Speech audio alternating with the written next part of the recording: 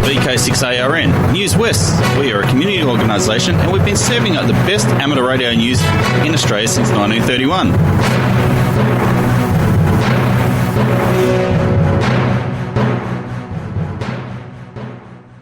Hi, I'm Clinton, VK6FCRC, and welcome to Newswest for the 21st of April 2024. Now on the show. I am sad to announce that Jim Preston, VK6JP, has passed away.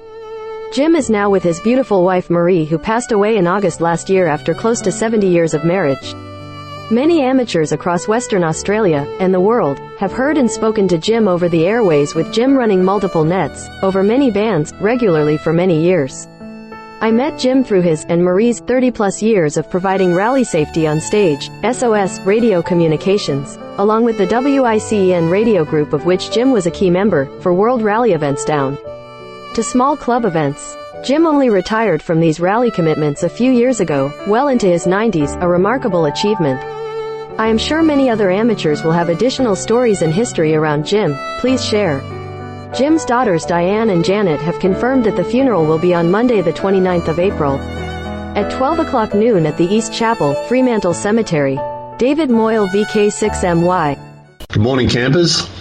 The month of May is not far away, and that means it's time to mark on the calendar the third annual Southern Electronics Group May and Up Ham Campton weekend of the May 17th to 19th. If you haven't been before, Ham Campton is a casual weekend getaway for hams and other registered HF users like AusTravelNet and VKS737 and their significant others to drag the swag, the van or the tent down to May and Up Sports Ground for a weekend of radio and social activity.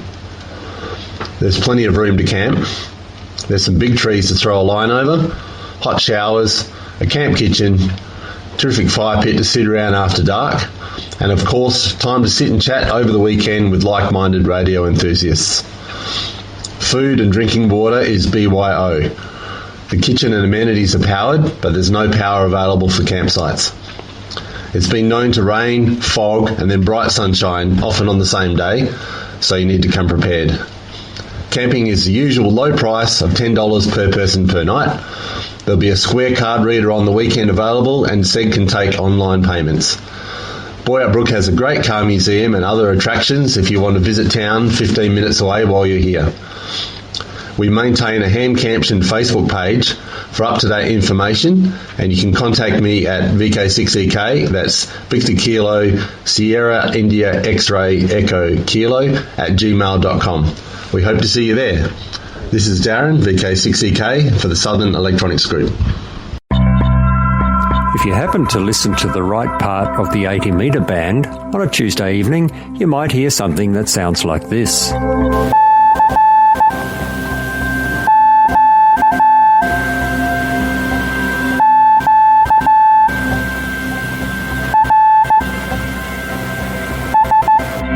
The CQ-QRS net has been running every single Tuesday for the last 2 years and has been unbelievably popular.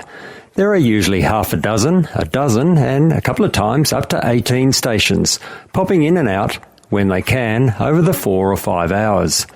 The aim is to encourage new CW operators to have a go at slow CW in a safe and really friendly environment, where slow speed and lots of mistakes are par for the course.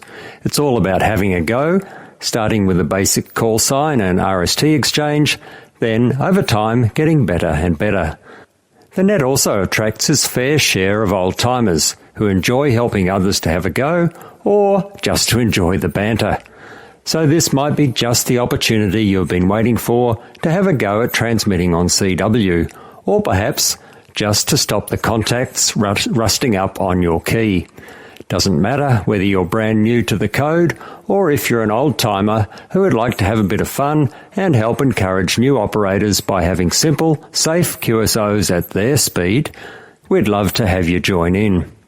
The net starts at 0900 Zulu every Tuesday on 80 metres between 3540 and 3570 kHz, and there's stations in the west, east and in between listening out for your CQ-QRS call.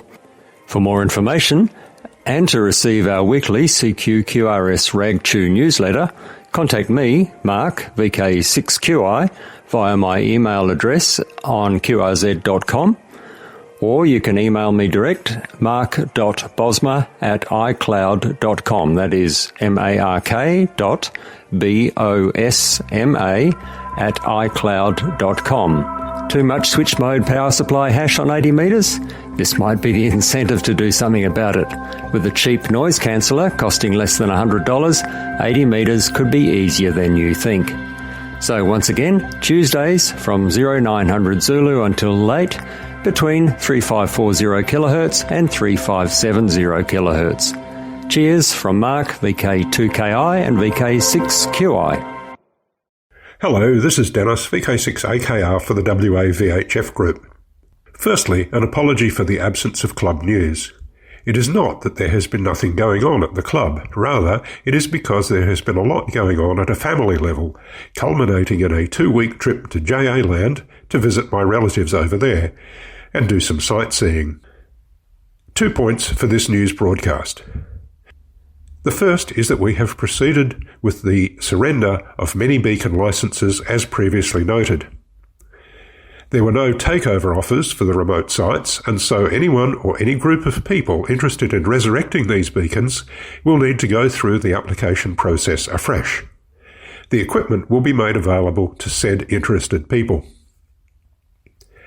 And the second item, please mark your diaries for the memorial service for Wally House VK6KZ Silent Key.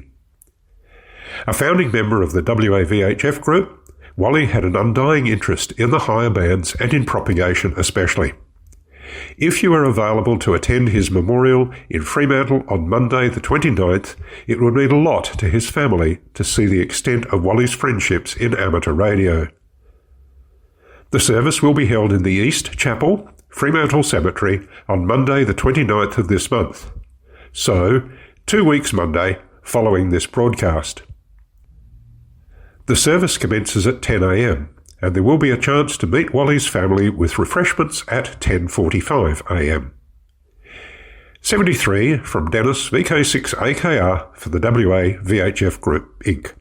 Hi, just a little note about VK6RRG and the WAG Technical and General Net. Having it run every Sunday morning on VK6RLM, that's 146.750, or Channel 3 in the old money. And it starts at 10:30 a.m. this morning.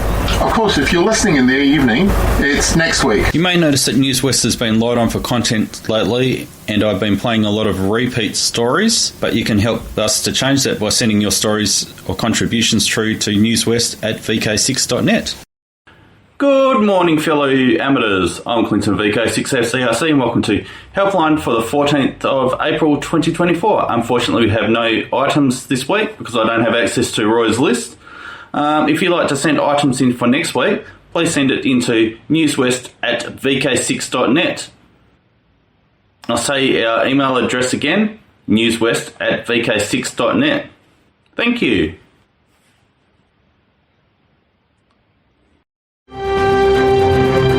This is News West, your amateur radio news on VK6ARN, originating on the News West linked repeater network and HF relays.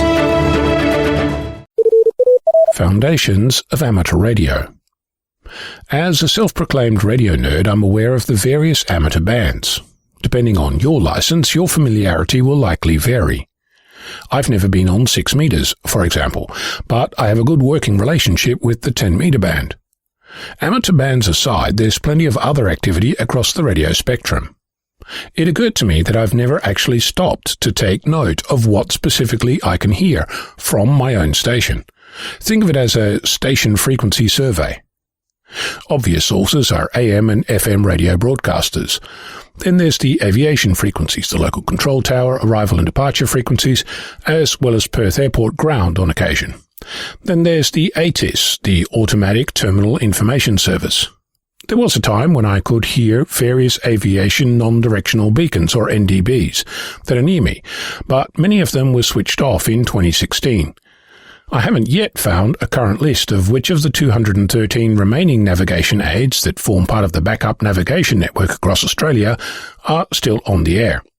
As it happens, there's currently some horrendous noise on HF, with several new potential sources that I have not yet identified. A pool pump, a bank of solar panels, plasma TV, you name it. Staying with aviation, I've briefly played with Automatic Dependent Surveillance Broadcast, better known as ADS-B or ADS-B, on 1090 MHz. If you have a Pluto SDR, I updated the Dump 1090 program to use OpenStreetMap several years ago. You can find it on my VK6FLAB GitHub page. If you want to see some very interesting visualizations for ADS-B, have a look at the adsb.exposed website.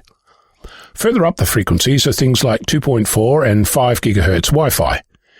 In a previous life, before I was an amateur, I played with Ku-band satellite frequencies in the range between 12 to 18 GHz, specifically DVB-S or Digital Video Broadcasting Satellite.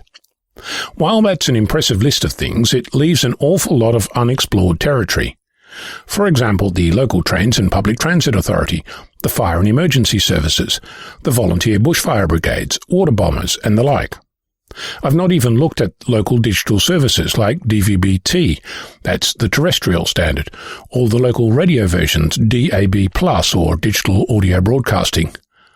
Then there's pagers and countless marine services and channels, the ubiquitous CB frequencies and a couple of pirate ones, and global services like GPS, weather satellite, and other Earth monitoring services. Note that I'm specifically highlighting things that I can hear at my station, or, more precisely, should be able to hear. I'm in the process of figuring out which particular tools I need to actually have a stab at hearing and decoding things like weather satellite. I wouldn't be me if I didn't try this with my hands tied behind my back. I'm limiting myself to things I can hear using the antennas that I already have. I don't, well, not at this stage, want to start building and installing more antennas. Probably because in the not-too-distant future I plan to finally erect a replacement HF antenna, but that's a story for another day. As for now, I'm plotting noise levels using a tool called RTL_power. I'm working on figuring out what extra noise has joined my environment. I'm also starting to make a concerted effort to document specifically what I've actually heard. Not so much a continuous log, more of a one-way log, if you like. Some might call it a shortwave listener log. What RF sources have you heard in your shack, and how many of them did you document? I'm Ono, Victor Kilo 6, Foxtrot Lima, Alpha Bravo. Hi there, it's Clinton, VK6FCRC, back with you. And did you know that Newswest is now on YouTube? Type in youtube.com/@Newswest weekly podcast -Kilo Zulu 7 Yankee Charlie.